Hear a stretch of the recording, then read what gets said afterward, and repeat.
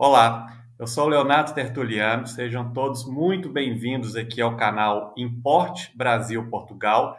Nesse canal, nós tratamos assuntos relacionados a importações do Brasil para Portugal. Ou seja, uma pessoa que esteja em Portugal e queira importar produtos do Brasil, nesse canal você vai encontrar muitas informações e com certeza vão ser muito úteis para você que está procurando, informações, esclarecimentos sobre como importar do Brasil para Portugal. E hoje, para falar aqui um pouco sobre importação de alimentos em geral, por exemplo, aqui em Portugal tem muitos supermercados, muitos mercadinhos de produtos brasileiros, e eu venho recebendo muitas perguntas relacionadas a esse tipo de produto. Então as pessoas entram em contato comigo, Leonardo, olha, eu estou querendo abrir um mercadinho de produtos brasileiros em geral, enfim, quero trazer um café do Brasil, eu quero trazer doces do Brasil, eu quero trazer produtos que possam ser vendidos dentro de um mercadinho de produtos brasileiros aqui em Portugal, e como é que eu faço esse tipo de produto? Então, para responder essa pergunta, eu fiz um convite ao Fábio Paes, que é o nosso despachante aduaneiro, nós temos confiança lá no Brasil.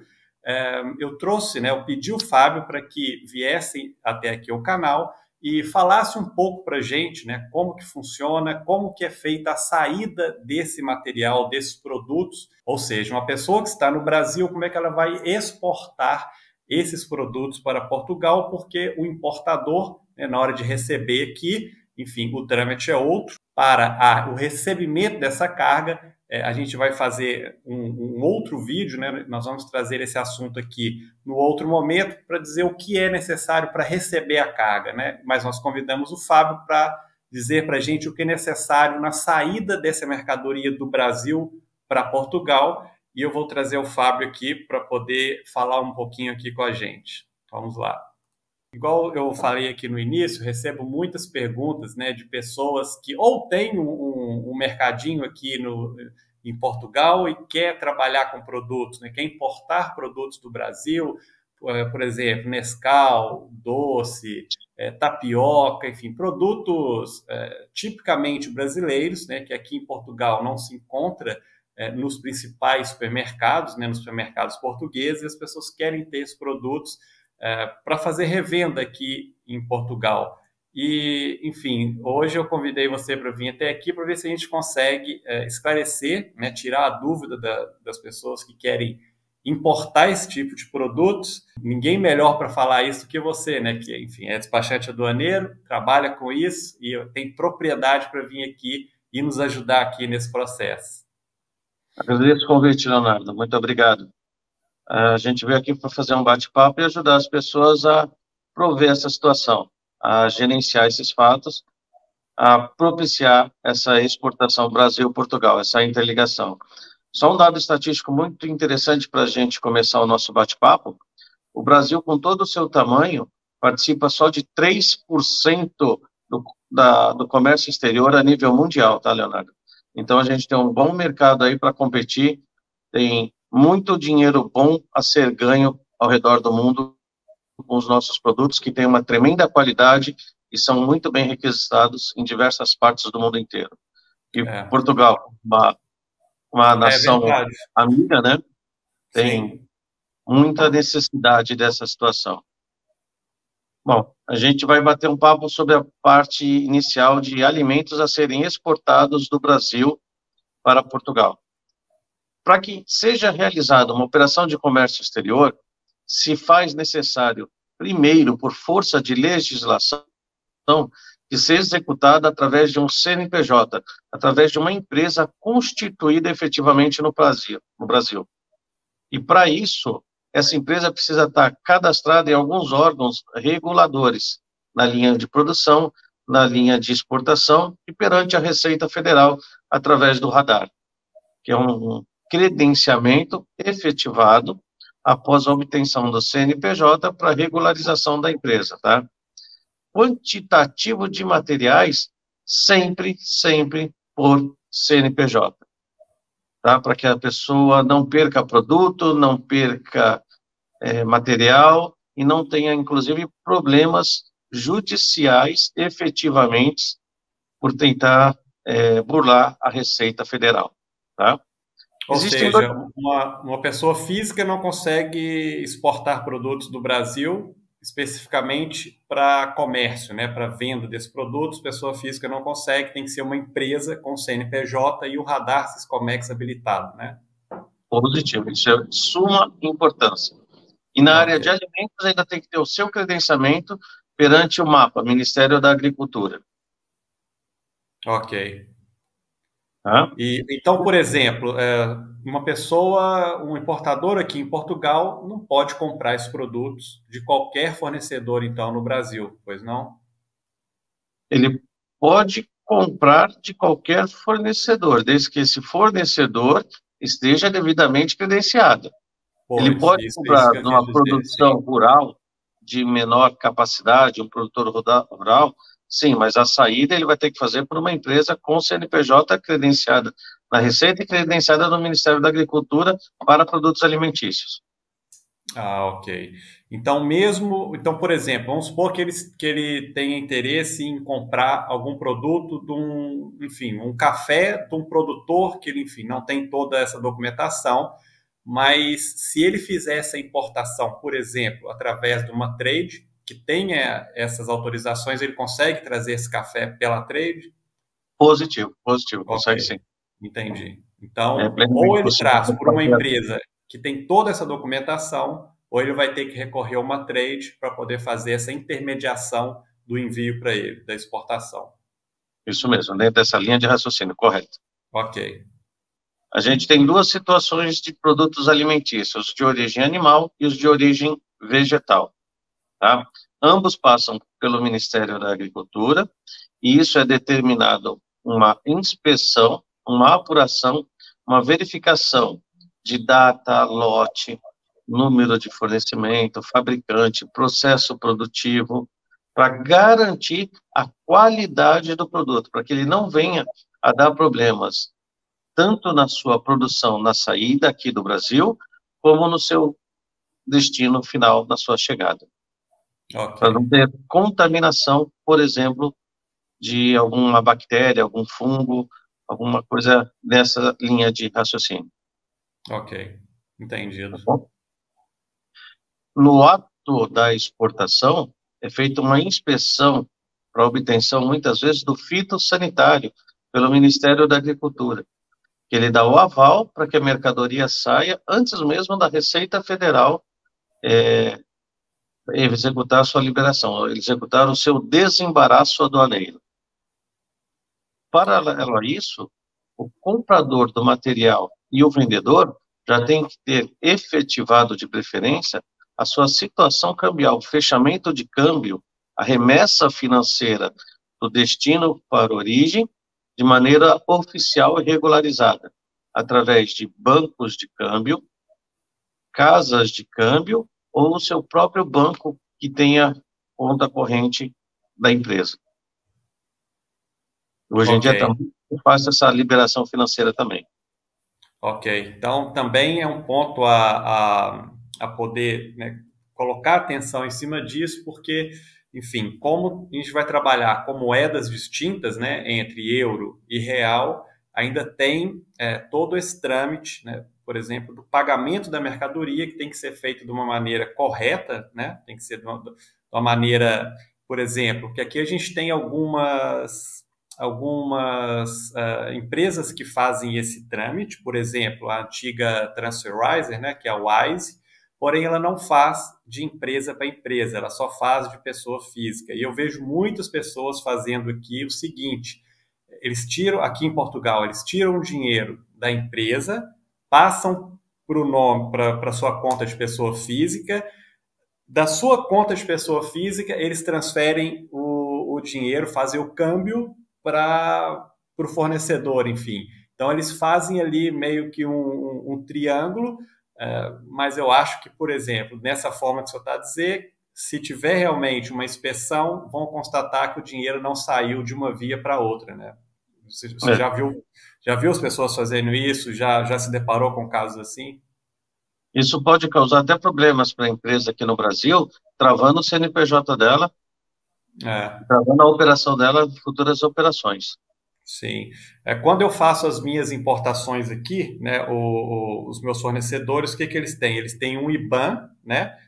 Através do banco deles, o próprio banco gera um IBAN, que é o número da conta internacional, né? Então, do meu IBAN aqui de Portugal e com o IBAN do meu fornecedor, eu faço uma transferência direta da minha empresa para a empresa do fornecedor. Dessa forma, é a forma correta de fazer, não é isso?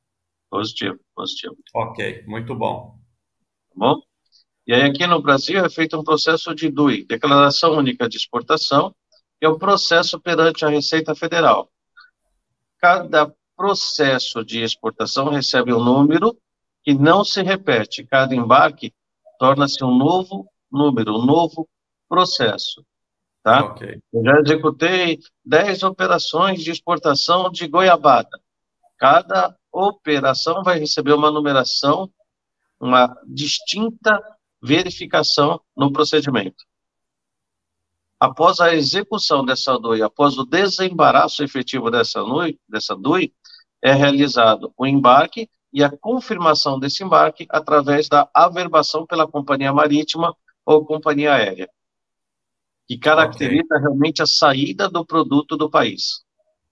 entendi. E eu tenho uma dúvida aqui. Essa fiscalização que você diz em termos da mercadoria, para verificar realmente, né, a qualidade, está tudo ok. Essa averiguação é feita onde? No próprio fornecedor ou quando a mercadoria já segue para a alfândega, enfim? Como é que isso é feito? Ela pode ser realizada em dois locais distintos, né? Que é o REDEX, o Recinto Especial de Exportação, e no Terminal de Berço de Atracação. Ok, Ambos sofrem a inspeção através do pessoal da agricultura, dos fiscais da agricultura e dos seus agentes, e da Receita Federal, através da fiscalização e seus agentes também. Tem um controle aduaneiro específico sobre o fato. Atentar que muitas vezes os alimentos precisam ter uma determinada temperatura controlada. Existem procedimentos para alimentos que são congelados, frigorificados ou resfriados, para manter a qualidade do produto. sim. Então, vai depender de alimento para alimento. Isso também vai determinar o tipo de envio, o tipo de transporte que essa carga vai ter que viajar, não é isso? Sim, com certeza. A gente já fez, por exemplo, operações de exportação de batata doce, em que tem uma determinada temperatura a ser seguida. No container houve um problema de refrigeração e ele não manteve essa refrigeração no trajeto rodoviário. Ela fermentou, toda a carga foi perdida. Pois, porque o container é todo de ferro, né? Eu acho que se a temperatura estiver elevada, aquilo ali vai esquentar e vai literalmente cozinhar o alimento que está ali dentro, né? Deve ser isso que acontece. Bem por aí E, mesmo. é, enfim, isso a nível quando ela viaja de container. Quando ela viaja no aéreo, ela também tem que ter ali esses cuidados? Tem sim, tem sim. No aéreo, a mercadoria chega ao seu destino final de maneira muito mais rápida. Em É, média, leva-se 3 dias para uma mercadoria chegar ao seu destino final. Mas ela também sofre controles de temperatura bem rígidos durante toda a sua operação, toda a sua liberação e todo o seu transporte. sim. Essa fiscalização em termos da temperatura sofre com todos os alimentos ou tem alguns específicos realmente que tem que ter um cuidado maior? Ou, por exemplo, arroz, feijão, grãos em geral, enlatados, tipo achocolatado, né, Nescau, esses produtos também, todos eles têm ali a sua temperatura, tem que ter um ponto certo ou algumas somente e depois outros já não precisam? Como é que funciona? A grande maioria das mercadorias de gênero alimentício tem um controle de temperatura, tá? Mas não é nada tão exorbitante. Eu vou dar um exemplo pelo fato assim, embarque de açúcar, sacaria de açúcar dentro do container, apesar do container ter a capacidade para 25 toneladas, em média, o container ele é envelopado na sua parte interna e é levado cerca de 23 toneladas somente. porque precisa ter um espaço de respiro da oxigenação dentro do container, porque senão ele cria umidade e o açúcar acaba empedrando. Então, cada produto é importante saber, eu volto a dizer, a NCM para determinar o seu correto cuidado e modelo operacional, procedimento operacional. Ok. Então, resumindo, tudo parte também através do NCM. Positivo. O Do NCM é NCM e da ficha técnica. A ficha de análise, certificado de análise é muito importante. A ficha técnica, o certificado de análise. Vai Então, determinar a composição.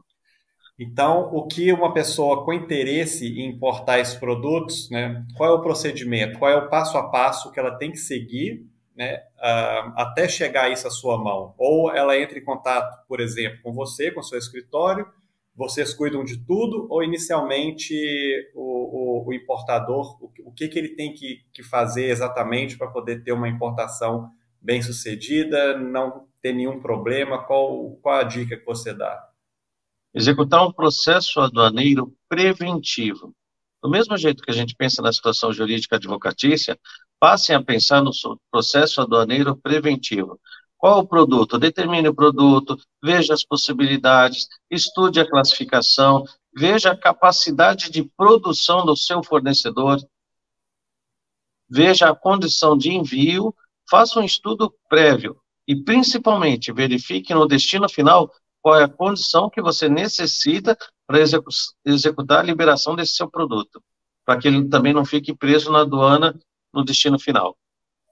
Ok. E então, basicamente, vamos supor que eu tenho interesse em importar alguns produtos, né, do segmento de alimentação. Então, o que eu tenho que fazer eu vou entrar em contato com o meu fornecedor, vou pedir para ele o NCM dos produtos, vou passar, por exemplo, para você, que é o despachante aduaneiro, e você vai me dizer exatamente a documentação necessária que vai ser preciso levantar para essa mercadoria viajar, para poder, enfim, outro dia a gente estava conversando, você me mostrou realmente que você monta verdadeiros processos, né? Para uma carga poder sair, para uma carga ser exportada, você monta realmente, literalmente, um processo, né? Sim, é feita a montagem de um processo, de uma peça de trabalho mesmo, para cada execução a ser liberada. Se hoje você falar em arroz, se semana que vem você fizer executar um novo processo, um novo procedimento de exportação de arroz, vai ser um novo processo. Ok. E é muito burocrático, Fábio, levantar essa documentação, isso tudo que precisa aí no Brasil é muito burocrático, demora, como é que funciona? Não, não é muito burocrático não, gente. Para exportação, o Brasil, por participar de acordos internacionais, tem facilidades no comércio exterior com relação à exportação. Ok. Com a Europa Menos também? burocracia, sim. Com a Europa porque ele tem acordos internacionais. Ok. Então, basicamente, se uma pessoa der entrada nesse processo, já com o fornecedor, garantindo a produção da mercadoria, então é um processo mais ou menos de rápido para isso acontecer? Quantos dias mais ou menos? Você tem ideia do que você demora para levantar esse processo? Um processo no trâmite normal de exportação, a parte operacional, leva em torno de 5 dias. Ah, então é rápido. Um credenciamento que deve ser feito antes do procedimento aduaneiro, no Ministério da Agricultura, leva cerca de 20 dias, 20 a 30 dias. Ok. Então, pá, é um processo rápido, então, não é tão demorado, né? Uma vez que chega isso na sua mão, você cuida de tudo para depois poder fazer a exportação com toda a segurança, do jeito que é necessário. Sim. Eu costumo fazer uma brincadeira quando eu ministro as aulas aqui, que a gente dá algumas aulas de comércio exterior, e eu pergunto aos meus alunos quando eles querem fazer e executar a exportação de ovo de morcego. Qual é o NCM de ovo de morcego? Lembrando, tá? O morcego é mamífero, mas o morcego não bota ovos. Ok. Tá? Então É super importante saber o sai NCM. todo mundo procurando o NCM, olhando lá, ovo de morcego. Ovo de morcego. Eles vão procurar ovo de morcego. Então tem que tomar muito cuidado, classificar muito bem a mercadoria para não cair aí nessas pegadinhas que o mercado nos dá, né? Uhum. Um outro exemplo bem claro para isso é a diferença entre boi e touro. Sabe qual é? Ambos têm chifre, ambos têm rabos, ambos têm patas. Um é para corte, o outro é reprodutor. Tem classificação diferente. Entendi. Por exemplo, você também você conhece o processo de exportação de carne, de derivados, né, de animais para alimentação. É possível também enviar esse tipo de produto para a Europa? Você já fez esses A envios? área de proteína, sim, é bem possível enviar, tá? Atentar pelo seguinte: no destino final, muitas vezes se faz necessário o credenciamento, inclusive, do processo produtivo e do fabricante no destino final. Eu vou dar um exemplo para que seja bem compreendido. Eu tenho um abatedouro na cidade de Campinas, um exemplo, tá? Esse abatedouro possui um CNPJ de produção. Esse CNPJ foi credenciado na China. Se eu tenho uma filial desse abatedouro de Campinas em Minas Gerais, é um outro CNPJ. Esse outro CNPJ também deve ser credenciado no destino final. Sim, ok. Então, essa parte, né, do comércio, né, internacional tem que se ficar muito atento desde a parte da saída, né, tem que se verificar o que é necessário a mercadoria ter para ela dar saída do país de origem, mas é muito importante também estar atento no que é necessário para ela dar entrada no país de destino, né? Então, cada país vão ter suas regras e o despachante ele tem que verificar exatamente tudo que é necessário nas duas partes para que o importador não tenha problema nem na saída e nem no recebimento da carga, né? Positivo, tem que ser feito um trabalho em conjunto, preventivo aduaneiro. E Hoje em quando é dia, assim, você... processo, o Sim, processo não é mais só pegar a mercadoria, executar a liberação, colocar no container.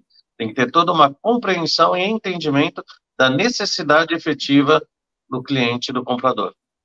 e quando é assim, como é que você faz? Você tem os seus parceiros, né, espalhados, né, pelos países, que você entra em contato com eles e eles cuidam, por exemplo, da parte do recebimento da carga. Sim, já faz uma análise prévia, efetiva, do que se faz necessário e da viabilidade. Ok. Então, por exemplo, no nosso caso, por exemplo, se eu tivesse fazendo essa importação, você cuidaria para mim de todo esse trâmite que você está nos detalhando, né, do envio da carga da maneira correta, né, exportando ela do Brasil. E quando ela chegar aqui em Portugal, por exemplo, meu despachante aqui, que é o senhor Andrade, ele cuida de receber essa carga e, enfim, fazer o desalfandegamento com os documentos todos que são necessários. Ele que vai cuidar dessa parte toda, eu estando aqui em Portugal e eu recebendo essa mercadoria aqui, né? Eu diria, Leonardo, que eu não cuidaria disso, que nós cuidaríamos. Nós Eu, cuidaríamos, né? minha equipe, você como comprador e o despachante na ponta final, para ter entendimento e compreensão, inclusive com a Tem aprovação dos documentos, etiquetas e tudo mais. A gente tem que é, trabalhar em conjunto, um com a gama conjunto, de né? informação, para evitar ao máximo problemas possíveis na liberação, tanto no embarque como no desembarque. Boa. Então a informação ela tem que realmente andar em conjunto, todas as partes têm que estar numa comunicação muito eficiente para que tudo aconteça da maneira mais correta possível, né? Correto, bem por aí. Esse é o Pois. objetivo principal. Se tratando de alimentos, né, não é uma importação tão simples assim, né, Fábio? Tem que tomar, enfim, bastante cuidado, bastante precaução, fazer toda a análise antes, né, de fazer qualquer coisa, porque, enfim, eu recebo muita mensagem aqui das pessoas que, enfim, fazem uma importação, por exemplo, pela DHL, compram aí no Brasil pá, vários tipos de alimentos, colocam isso aí em caixas, mandam a DHL trazer e na hora que chega aqui, pá, é barrado na mesma, né? Isso não passa, não passa. E o pior é que às vezes eu recebo, pá, mas e se eu tentar, entendeu? E se eu tentar, né? O pessoal querendo dar aquele jeitinho aqui também. mas não passa mesmo, né, Fábio? Não tem nenhum risco de isso passar batido pela alfândega. A minha sugestão é o seguinte, que se você tem uma ideia de um produto, já viu a viabilidade, já viu a condição, faz a coisinha com o pé no chão, faz a situação direitinho, diminui a tua margem de lucro, mas você aumenta a quantidade e aumenta muito mais a tranquilidade da tua operação. Então, você vai conseguir realizar operações de comércio exterior de maneira salutar, saudável, sem nenhuma maracutaia, sem nenhuma dor de cabeça. É, porque, enfim, qualquer probleminha, a mercadoria fica retido, o importador pode tomar uma multa, perde a mercadoria, enfim, isso gera um problema imenso para todas as partes. Então, Fábio, eu tenho uma dúvida aqui, a nível de quantidades, né? Quando a pessoa vai fazer a sua primeira importação, por exemplo, eu estou aqui em Portugal, quero importar alimentos para cá, necessariamente eu tenho que enfim, fazer uma primeira compra em grandes quantidades para valer a pena no frete, enfim, como é que funciona isso? Você que trabalha com esses envios, trabalha com, enfim, tem vários clientes, geralmente eles mandam sempre em grandes quantidades ou consegue também fazer esse tipo de negociação com médias ou até pequenas quantidades? Normalmente, a iniciação começa com pequenas quantidades, que vão dar dimensões de 1 metro quadrado em média, no modal aéreo, e depois passam para grandes quantidades no modal marítimo com container, tá?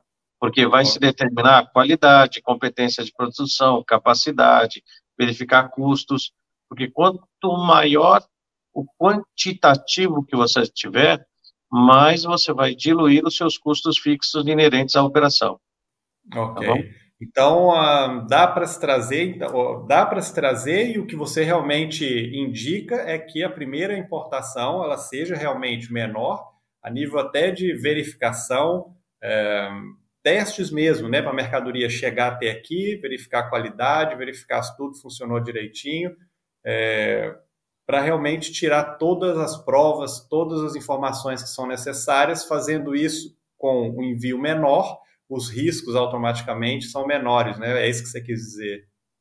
Sim, com certeza. Eu vou, Leonardo, como professor, para dar um outro exemplo. Passa o motoboy vendendo na rua pizza a R$ 10. Ele satisfaz a sua fome. Então, ele vai te atender no primeiro princípio. Mas a pizza de 35, de 55, ela tem uma qualidade, mais recheio, borda recheada. Então, você vai determinar a sua necessidade e o valor passa a ser secundário a uma operação de comércio exterior. Que vai depender da pessoa, do comprador, da empresa, localizar o seu nicho de mercado, a sua necessidade, atender a demanda. Ok, entendi. Então, pá, eu acho que deu para a gente dar uma explanada aqui no que mais ou menos, né, no geral da alimentação. Eu acho que em outra oportunidade a gente poderia, enfim, ir trabalhando agora produto a produto, né? Igual você nos sugeriu aqui no início. O que é necessário, por exemplo, para importar castanha do Pará? Você acha que a gente consegue abordar isso? Castanha do Pará, açaí, iogurte, Muita coisa, né? água, tem muitas opções a nível da Pois. cachaça. Cachaça, sim.